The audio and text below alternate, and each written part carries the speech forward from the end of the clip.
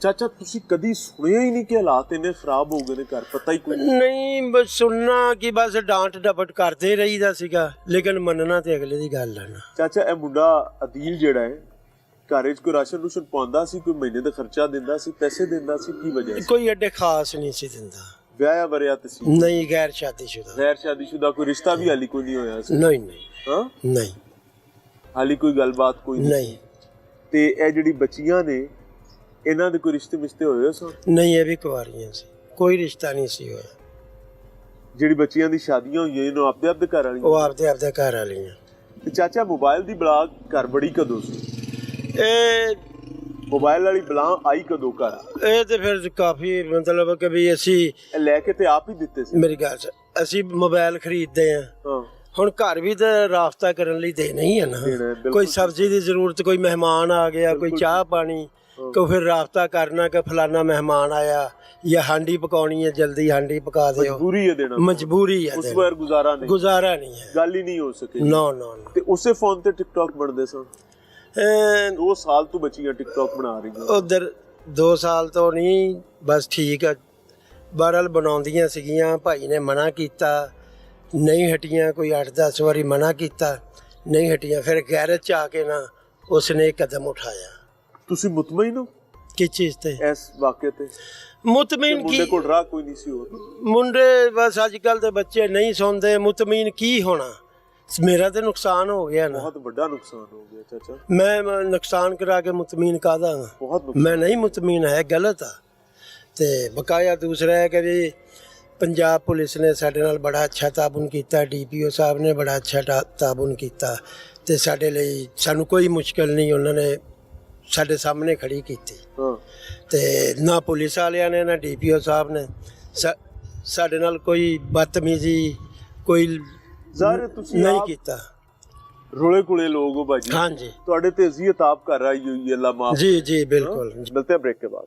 ਅਮਾ ਇਸ ਟਾਈਮ ਹੁਣੇ ਵਾਕਿਆ ਹੋ ਗਿਆ, ਕੱਲ ਨੂੰ ਚਾਚਾ ਆਂਦਾ ਤੁਹਾਨੂੰ, ਚਾਚਾ ਆ ਕੇ ਕਹਿੰਦਾ ਕਿ ਸ਼ੋਦੀਆਂ ਮਰ ਗਈਆਂ ਜਿੰਨਾ ਮਰਨਾ ਸੀ ਤੇ ਹੁਣ ਜਾਂਦਾ ਕਰੀਏ, ਮੁੰਡੇ ਨੂੰ ਵਾਪਸ ਲੈ ਆਈਏ। ਤਿਆਰ ਹੋ? ਕਦੋਂ ਲਿਆਣਾ? ਜਦੋਂ ਲਿਆਉਣਾ ਹੋਇਆ ਦੱਸਾਂਗਾ ਜੀ। ਜਦੋਂ ਅਸੀਂ ਰਿਲੈਕਸ ਹੋ ਜਾਾਂਗੇ ਨਾ, ਅਜੇ ਜਿੰਨੀ ਟੈਨਸ਼ਨ ਖਤਮ ਹੋ ਜਾਏਗੀ ਬਾਅਦ ਚ ਦੇਖਾਂਗੇ। ਕੋਈ ਸਾਲ 2 ਸਾਲਾਂ ਬਾਅਦ ਇਸ ਮੌਜੂ ਤੇ ਸੋਚਾਂਗੇ। ਕੋਈ ਮੁਲਾਕਾਤ ਕੀਤੀ ਉਸ ਤੋਂ ਬਾਅਦ ਮੁੰਡੇ? ਨਹੀਂ, ਅੱਜ ਹੀ ਚਲਾਨ ਹੋ ਕੇ ਗਿਆ। ਨਹੀਂ ਆਮਾ ਸਾਮਾ ਹੋਇਆ ਮੁੰਡੇ ਨਾਲ? ਹਾਂ, ਥਾਣੇ ਜਾਂਦੇ ਰਹੇ, ਗੱਲਬਾਤ ਹੋਈ ਹੈ? ਹਾਂਜੀ। ਕੀ ਕਹਿੰਦੇ? ਉਹ ਇੰਨਾ ਟਾਈਮ ਨਹੀਂ ਦਿੰਦੇ ਹਵਾਲਾਤ ਦੇ ਵਿੱਚ ਕਿਸੇ ਨੂੰ ਗੱਲ ਕਰਨ ਕੋਈ ਆਮਨਾ ਸਾਹਮਣਾ ਤੇ ਹੋਇਆ ਹੋਏਗਾ ਨਾ, ਸਲਾਮ ਦੁਆ ਤੇ ਹੋਈ ਹੋਇਆਗਾ। ਸਲਾਮ ਦੁਆ ਹੋਈ ਆ। ਕਹਿੰਦਾ ਮੁੰਡਾ ਉਹ ਇਹੀ ਮੈਨੂੰ ਕਹਿੰਦਾ ਕਿ ਤੂੰ ਥਾਣੇ ਨਾ ਆਇਆ ਕਰ। ਹਾਂ। ਤੇ ਬਾਕੀ ਉਹ ਮੁੰਡਾ ਮੁਤਮਈਨ ਨੇ ਉਹਨੇ ਜੋ ਕੀਤਾ ਉਹ ਸਮਝਦਾ ਠੀਕ ਕੀਤਾ? ਉਹ ਇਹੀ ਸਮਝਦਾ ਮੈਂ ਸਹੀ ਕੀਤਾ ਜੋ ਕੀਤਾ। ਸਹੀ ਕੀਤਾ। ਤੇ ਸਾਫਜ਼ਾਰਾਂ ਨੇ ਐਡਾ ਵੱਡਾ ਕਦਮ ਉਠਾਇਆ ਤੇ ਉਹਨੇ ਆਪਣੇ ਆਪ ਨੂੰ ਸਹੀ ਕਿਹਾ ਤੇ ਐਡਾ ਵੱਡਾ ਕਦਮ। ਚਾਚਾ ਪਿਸਤੌਲ ਕਿੱਥੋਂ ਆਇਆ ਸੀ? ਇਹ ਕੋਈ ਉੱਥੋਂ ਕਰਾਚੀ ਪਠਾਨਾ ਤੋਂ ਲੈ ਕੇ ਆਇਆ ਸੀ, ਸਬਜ਼ ਮੰਡੀ ਚੋਂ। ਯਾਨੀ ਜਦੋਂ ਮੁੰਡਾ ਕਰਾਚੀੋਂ ਟੁਰਿਆ ਹੈ, ਈਦ ਕਰਨ ਆਇਆ ਹੈ ਜੀ, ਮੁੰਡਾ ਉਸ ਟਾਈਮ ਜ਼ਿਹਨੀ ਤੌਰ ਤੇ ਤਿਆਰ ਸੀ ਕਿਵੇਂ ਕਰ ਦਿਆ ਕਤਲ? ਨਹੀਂ, ਉਹਦੇ ਜ਼ੇਨ ਦਾ ਅਸੀਂ ਨਹੀਂ ਕੁਝ ਕਹਿ ਸਕਦੇ। ਤੇ ਫਿਰ ਉਹ ਪਿਸਤੌਲ ਕਿਵੇਂ ਆਇਆ ਸੀ ਘਰ? ਉਹ ਖੁਦ ਲੈ ਕੇ ਆਇਆ ਨਾ ਉੱਥੋਂ। ਨਵਾਂ ਲਿਆ ਸੀ? ਇਹ ਨਹੀਂ ਮੈਨੂੰ ਪਤਾ, ਮੈਨੂੰ ਤੇ ਉਦੋਂ ਪਤਾ ਲੱਗਿਆ ਜਿੱਦਣ ਵਾਕਿਆ ਹੋਇਆ। ਉਹੀ ਕਹਿ ਰਿਹਾ ਨਾ ਉਹਦਾ ਕੋਈ ਲਾਇਸੈਂਸ ਨਾ ਕੋਈ ਉਹ ਅਸਲਾ, ਉਹ ਤਾਂ ਗੈਰ ਕਾਨੂੰਨੀ ਅਸਲਾ ਸੀ। ਉਹ ਲੈ ਕੇ ਆਇਆ ਤੇ ਕਿਸੇ ਕੰਮ ਕਾਣ ਪਾਰੋਂ ਹੀ ਲੈ ਕੇ ਆਇਆ ਨਾ। ਤੁਹਾਨੂੰ ਦੱਸਦਾ ਨਾ, ਬਿਲਕੁਲ ਉਹਨੂੰ ਹੀ ਪਤਾ। ਮੁੰਡਾ ਜਦੋਂ ਘਰ ਆਇਆ ਸੀ ਕੋਈ ਉਹਦੇ ਤੇਵਰ ਬਦਲੇ ਬੁਦਲੇ ਲੱਗਦੇ ਸਨ ਕਿ ਤਾਬੇਦਾਰ ਸੀ? ਉਹ ਠੀਕ ਸੀਗਾ, ਬਿਲਕੁਲ ਸਹੀ। ਖਾਸਾ ਸਦਾ ਖੇਲਦਾ। ਤੁਹਾਨੂੰ ਪਤਾ ਸੀ ਘਰ ਪਿਸਤੌਲ ਆਇਆ? ਨਹੀਂ ਸਾਨੂੰ ਨਹੀਂ ਪਤਾ। ਚਾਂਦ ਰਾਤ ਤੂੰ 2 ਤਾਰੀਖ ਤਾਈਂ ਵਾਵਾ ਦੇ ਨੇ। ਉਹਨੇ ਕਿਹੜਾ ਘਰ ਰੱਖਿਆ ਹੋਣਾ, ਕੀ ਪਤਾ ਕਿੱਥੇ ਫੜਾਇਆ ਹੋਇਆ ਸੀ, ਕਿੱਥੇ ਨਹੀਂ ਦਿੱਤਾ। ਯਾਨੀ ਕੋਈ ਹੋਰ ਵੀ ਨਾਲ ਹੋ ਸਕਦਾ ਹੈ ਜਿਹਨੂੰ ਪਿਸਤੌਲ ਫੜਾਇਆ ਹੋਇਆ ਸੀ? ਕੀ ਪਤਾ, ਨਹੀਂ ਪਤਾ, ਉਹ ਤੇ ਨਹੀਂ ਪਤਾ। ਹਾਂ, ਅੱਲਾ ਨੂੰ ਜਾਣਦੇ ਨਹੀਂ, ਅਸੀਂ ਕਿਉਂ ਝੂਠ ਮਾਰੀਏ। ਹਾਂ, ਘਰ ਨਹੀਂ ਉਹਨੇ ਰੱਖਿਆ। ਘਰ ਪਿਸਤੌਲ नहीं रखा? नहीं।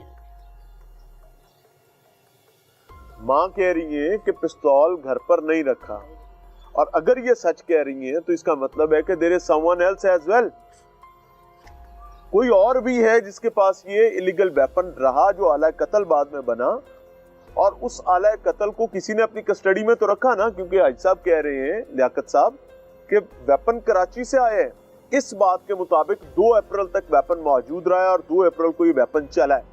جس نے بھائی کے ہاتھوں 3 بہنوں کی جان لینے کی کوشش کی ہے، جس میں ایک بچی جاں بحر ہو گئی ہے اور 2 بچیاں اپنے خالق کے حقیقی سے جا ملی ہیں۔ اما منڈے نال ملاقات ہوئی ہے اس تو بعد؟ میں نہیں جانی، میرا نہیں دل کرتا جان دے واقعی کوئی آخری گل کر کے گیا سی؟ نہیں، میں تو اتنے رون لگ گئی سی جو نکلیا پتہ نہیں کدی ایویں ہویا کہ عیدوں بعد جدوں آیا تھانوں کہندا ہوے کہ سمجھاؤ بچیاں نو، کوئی بچیاں نو قابو کرو؟ نہیں کوئی گل نہیں کیتی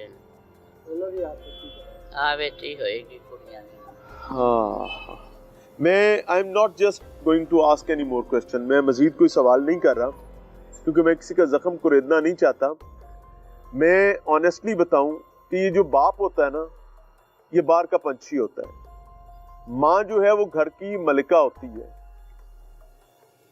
لٹرلی ایک بات بتاؤں، قیامت کی نشانیوں میں ایک نشانی ہے کہ باپ اور مائیں اپنے والدین کو جنیں گے۔ وہ یہی باتیں ہیں کہ اولاد جیسے بڑی ہوتی ہے وہ باپ کی طرح ٹریٹ کرنا اور بیہیو کرنا شروع کر دیتی ہے۔ ہمبل سبمیشن کہ گھر کا ماحول کی بڑی ذمہ داری جو ہے وہ بہرحال پیرنٹس پہ ہوتی ہے، اور اگر ہم بیٹوں اور بیٹیوں کو ایک نظر سے دیکھنے کی کوشش کریں تو شاید اکرام احترام قائم رہ سکتا ہے۔ اور میں I am very loud and clear about it کہ یہ نوجوان یا ایسا کوئی بھی نوجوان جس نے ایک جان لے لی، ایسے 2 لے چکے ہیں نا، 3 زخمی کر چکے ہیں، اگر ماں باپ خاندان قبیلہ یہ سمجھے کہ سال 6 سال 2 سال 5 سال بعد انسان بن جائے گا تو گھر واپس لے آؤ، تو یاد رکھیے گا کہ یہ وہ ناسور ہوتے ہیں جو ایک کے بعد دوسرا اور دوسرے کے بعد تیسرا نقصان کرتے ہیں۔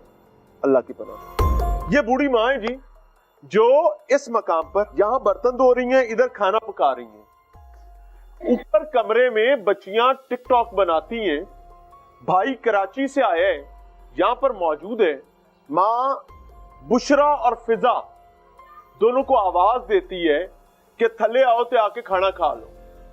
بوڑھی مائیں کھانا پکا رہی، ساتھ برتن بھی دھو رہی ہے، بچیاں توجہ نہیں کرتی۔ اور یہ ایک دن کی بات نہیں ہے، یہ معمول ہے کہ بچیاں ٹک ٹاک پر مصروفیت اپنی بنائے رکھتی ہیں۔ ماں بار بار بلاتی ہے، بچیاں نہیں آتی، بھائی یہاں سے آتا ہے، اوپر جاتا ہے، اور ماں کو نہیں پتا کہ کیا ہو رہا ہے۔ آج اس کے گھر میں کوہرام آنے والا ہے، آج اس کی دنیا جس کو اس نے سالہ سال لگا کر بنایا، پروان چڑھائے، اجڑنے جا رہی ہے۔ بھائی اوپر جاتا ہے، اس کمرے کا دروازہ کھولتا ہے، بقول ماں کے اندر آتا ہے، اور اندر داخل ہو کر اس کمرے کے دروازے کو کنڈی لگا لیتا ہے۔ یہ دروازے کو کنڈی لگانے کے بعد ماں نارمل ہے کہ بھائی گیا اوپر بہنے ہیں، کوئی ٹک ٹاک بنا رہی ہیں، بھائی مسلح ہوتا ہے، بھائی کے پاس ویپن ہوتا ہے، اور بھائی یہ بچیاں جی تینوں، جن میں سے 2 بچیاں بشرا اور فضا کو گولیاں مارتا ہے، یہاں پر ان کی جان لیتا ہے، انہیں قتل کرتا ہے۔ ماں نیچے سے گولی کی آواز سنتی ہے، اوپر بھاگتی ہے، ہانپتی کانپتی بوڑھی عورت اس دروازے کو پیٹتی آ کے کہ کی ہویا، کی کیتا جی، کی ہویا، گولی کتھوں، آواز کتھوں آئی۔ یہ بزرگ ہیں، چند لمحے پہلے حاجی صاحب جو ہیں لیاقت بھائی گھر سے نکلے ہیں چھوٹے بیٹے کے ساتھ، لیاقت بھائی ایسے ہی ہیں، اس کو کام پر لے کر ساتھ جا رہے ہیں۔ لیاقت صاحب ایک وکیل کے ساتھ ملازمت کرتے ہیں اور اپنے گھر کے لیے بریڈ ارنر ہیں، بریڈ ونر ہیں گھر کے۔ بیٹا یہاں سے نکلا ہے باہر، ماں کے طوطے اڑ گئے دیکھ کے، ماں اوپر چیخ رہی ہے، آہو بکا میں ہے، پریشان ہے کہ میرے ساتھ یہ ہوا کیا ہے۔ بیٹا نیچے آیا، بیٹا نیچے جاتا ہے تو تیسری بہن عشا باہر گئی ہے اچار لینے کے لیے، دروازے پر بھائی مسلح ہے، ماں سے اس نے کوئی بات نہیں کی، ماں اندر چلی گئی ہے، ماں اپنی بچیوں کو خون میں لت پت دیکھ رہی ہے۔ یہاں پہنچتا ہے تو عشا گھر میں داخل ہو گئی ہے، عشا اپنے بھائی کو جپھی ڈال لیتی ہے، اور بھائی عشا کو اسی قاتل پستول کے ساتھ گولی مارتا ہے جو اس کے بازو میں سے ہوتے ہوئے اس کے ایک گردے میں لگتی ہے۔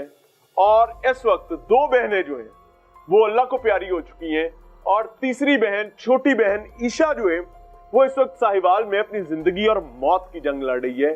کیوں؟ کیونکہ ان کا بھائی، ان کا محافظ، ان کا نگہبان जिस पर उनको मान था, कहते ने भरावां भैणां दी शान होंदे ने भरा, लेकिन उसको नहीं पता था कि आज इस घर में उस भाई के जरिए क़यामत आने वाली है। इस वक्त उस बच्ची का गुर्दा रिमूव कर दिया गया, तीसरी का, ईशा का, और वो अपनी जिंदगी मौत की जंग लड़ रही है, और ये घर एक सवालिया निशान बना बैठा, और वजह है एक टिकटॉक।